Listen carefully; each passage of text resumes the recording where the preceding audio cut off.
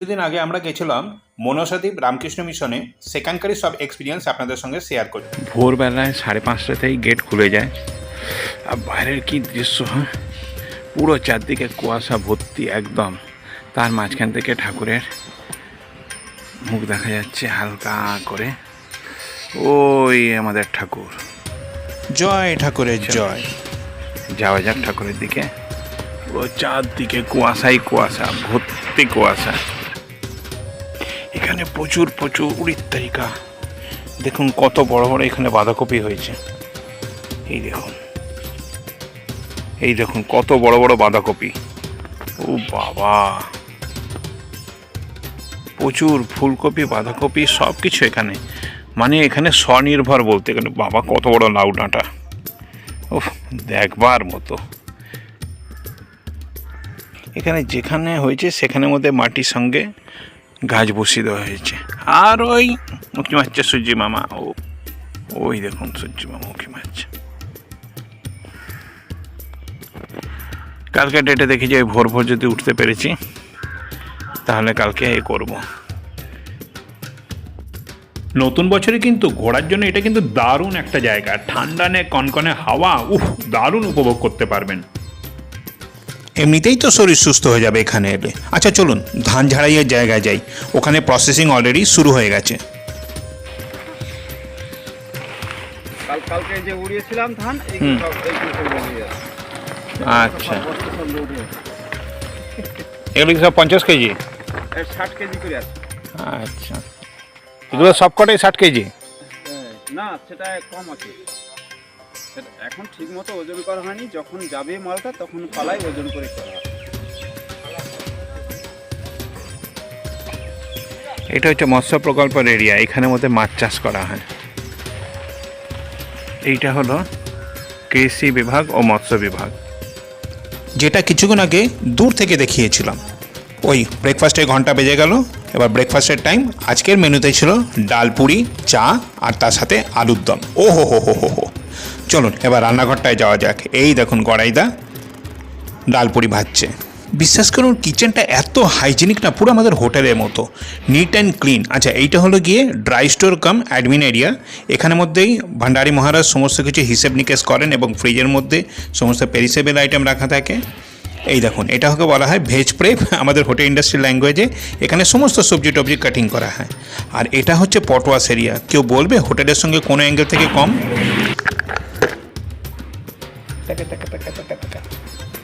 এটা জাস্ট জন্মেছে 5 দিন 6 দিন মতো মাত্র বয়স। এটার নাম হচ্ছে কি উর্বশী। আমাদের তো ব্রেকফাস্ট হয়ে গেছে, এবার এদের ব্রেকফাস্টে পালা। সবাই মিলে সুন্দর করে ব্রেকফাস্ট শুরু করে দিয়েছে। কি সুন্দর! এইটাই হলো এখানকার গোশালা। ভেতরটা তো পুরো ঘুরে দেখালাম আপনাদেরকে। চলুন, কিছু পাগদান্ডি রয়েছে, মানে পুরো মাটির রাস্তা। দেখি কত দূর পর্যন্ত যেতে পারি, তারপরে বাকিটা। চলুন চলুন চলুন, ধান ঝাড়াই শুরু হয়ে গেছে।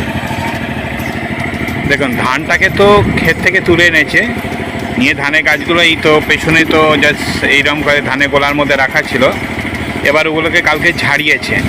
ঝাড়িয়ে নেওয়ার পরে খড়গুলো জাস্ট এপাশেতে রয়েছে, এগুলো গরুকে কেটে কেটে খাওয়ানো হবে। আর ওদের তার সাথে সাথে কিছু ওদের গরুর ঘাসও আছে, সেগুলো দেওয়া হবে। আর এখানে হাওয়ার মাধ্যমে এই ধানের মধ্যে থেকে না খোসাগুলোকে যতটা পারছে বাইরে বার করে দিচ্ছে। পরে এগুলোকে মিলেতে নিয়ে যাওয়া হবে চালগুলো বার করবার জন্য। আমরা যে ধানটা খাই, এই চালটা যেটা খাই, কত কষ্টের সৃষ্টি যে এগুলোকে বেরোয় মানুষ আমরা বুঝতেই পারি না। আমরা তো জাস্ট বাজার থেকে প্যাকেট কিনে খেয়ে নিলাম, কিন্তু কত যে কষ্ট হয় এখান থেকে দেখলে বুঝতে পারা যায়। এটা সাইট সিনের জন্য একটা রামকৃষ্ণ মিশনে মোটামুটি ভালো জিনিস, নাগ সরোবর। যদি আপনি সাইট সিন দেখতে চান এই রামকৃষ্ণ মিশনে এসে, তো তার মধ্যে থেকে একটা হচ্ছে এই নাগ সরোবর। রাত্রিবেলা এলে একটু বেশি ভালো লাগে, একটু রঙিন লাইট টাইট রয়েছে। মাঝখানটাতে সমস্ত বেলুন টেলুন লাগানো। এটা তো ক্রিসমাস উপলক্ষে আরও একটু বেশি করে সাজানো হয়েছে। এইটা হচ্ছে নাগ সরোবরের পুরো ভেতরটা। ওই ভেতরটাতে যাবো ওইখানটাতে একটু। এটা ডিস্টেন্স না রামকৃষ্ণ মিশন থেকে জাস্ট হেঁটে 15 থেকে 20 মিনিট, তার বেশিই নয়। আর আমাদের সঙ্গে ঘুরে চলেছে, তোর নামটা কি দেবো? লালু, এই রে লালু নে, কী নাম দেবো তোর? লালু তো।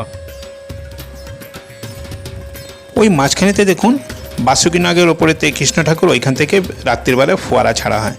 এই এরিয়াটা না সম্পূর্ণরূপে লুক আফটার করা হয় পশ্চিমবঙ্গ সরকারের মাধ্যমে। এখানেও কিন্তু প্রচুর ফুলের গাছ এবং গাছগাছালিতে ভর্তি। ভেতরে রয়েছে শিব ঠাকুর, আর এইটা হচ্ছে মেন মন্দির যেটা তৈরি হচ্ছে। আর ঠাকুরকে এখানেতে অস্থায়ীভাবে রাখা হয়েছে।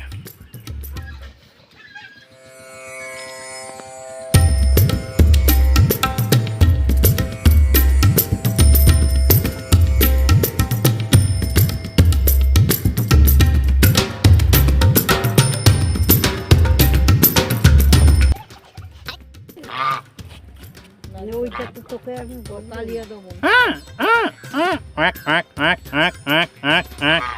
এখানে না 10 টাকা দিয়ে মাছের খাবার কিনতে পাওয়া যায়। সেই মাছের খাবারগুলো দেখছিলাম, দেখুন মাছগুলো কি সুন্দর লাফিয়ে লাফিয়ে এসে খাচ্ছে। অতিরিক্ত লাইট রয়েছে বলে বুঝতেই পারা যাচ্ছে দূরে না। চলে গেল। একটু পরে এখানের মধ্যে শুরু হবে, ওই আজকে শনিবার তো তাই নাগ পঞ্চমীর এখানে মেলার এই যে যাচ্ছে গাড়ি।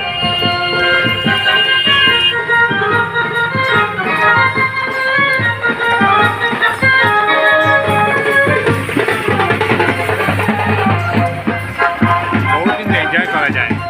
আর সকাল সকাল পেয়েছি দুধ, একদম পুরো একদম পিওর গরম দুধে।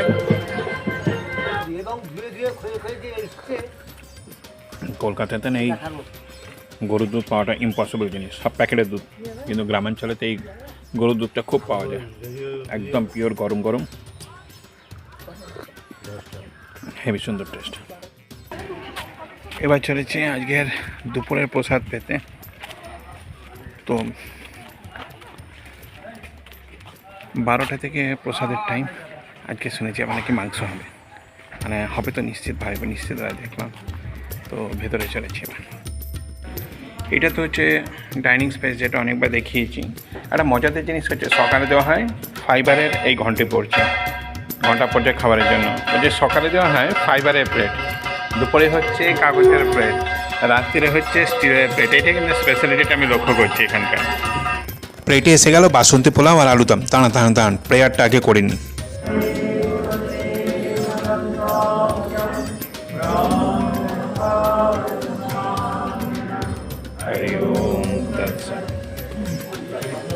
এবার প্লেটে এসে গেল মাংস, যে যত পারো তত খাও, আর রসগোল্লা পায়েস।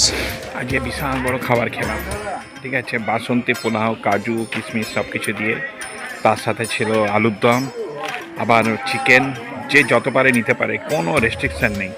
মানে খাবারের কোয়ালিটি তো অপূর্ব খাবারের কোয়ালিটি। আর তার সাথে হচ্ছে আবার রসগোল্লা বড় সাইজের, আর হচ্ছে পায়েস। এতগুলো জিনিস আজকে লাঞ্চেতে আমরা পোষা যেতে পেলাম। এখানের মধ্যে কিন্তু রীতিমতো ননভেজ 3 বেলাতেই পেয়েছি। কালকে যেমন দুপুরবেলায় ছিল আমাদের মাছ ছিল, রাত্রে ডিম ছিল, আজ আমাদের হলো চিকেন।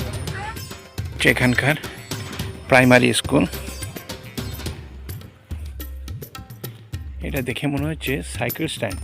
এখানেতে অবৈতনিক প্রাথমিক বিদ্যালয়ও আছে, আর তার সাথে সাথে কিন্তু হাই স্কুলও কিন্তু রয়েছে। এখানে মেয়েদেরও আছে জুনিয়র লেভেলেতে পড়াশোনা, আর ছেলেদেরটা হচ্ছে হাই স্কুলের একদম ক্লাস 12 পর্যন্ত। আর এখানে কিন্তু থাকার জন্য কিন্তু শুধুমাত্র ছেলেদেরই ব্যবস্থা আছে, মেয়েদের কিন্তু সেই ব্যবস্থাটা নেই। দাঁড়ান, আর একটা মহৎ কাজ এখানে যেটা হয় সেটা আপনাদেরকে দেখাচ্ছি।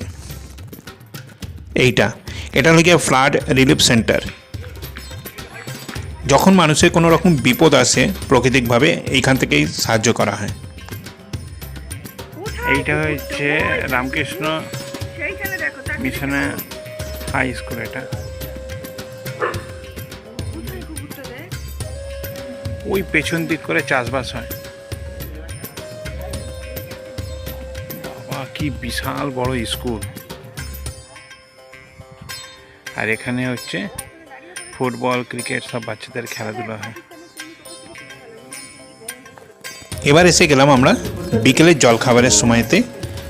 মেনুতে ছিল মুড়ি আর তার সঙ্গে ছিল মটর ছোলা মাখা একটা পেঁয়াজ ধনেপাতা দিয়ে দারুণ। হচ্ছে আমাদের অঞ্জনদা, যিনি পুরো রামকৃষ্ণ মিশনের সব গাছপালা ফুলের বাগান সব কিছু ক্রেডিট এনাকে যেতে হয়, কারণ উনি সব কিছু এটার ইনচার্জ।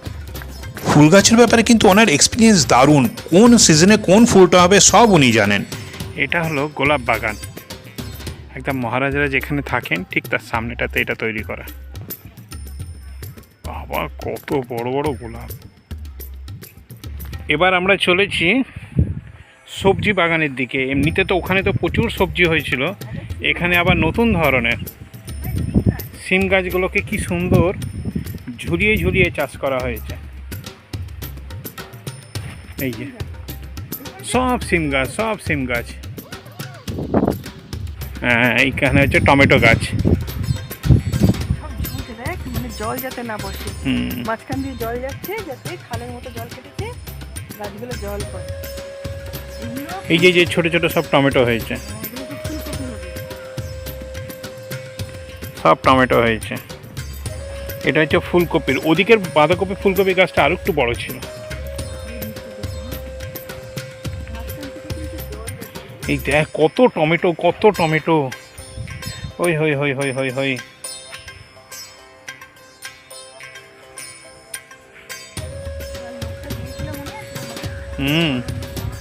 ওই জয়রামবাটিতে। এখন একটাও ফুল হয়নি।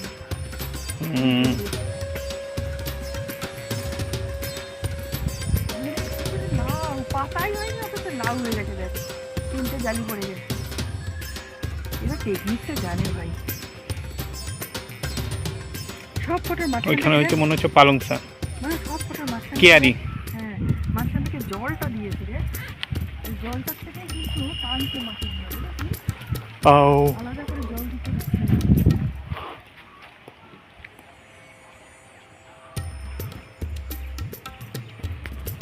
ওই যে ওইটার থেকে সব ছুঁড়ে ছুঁড়ে বের করে দিয়েছে।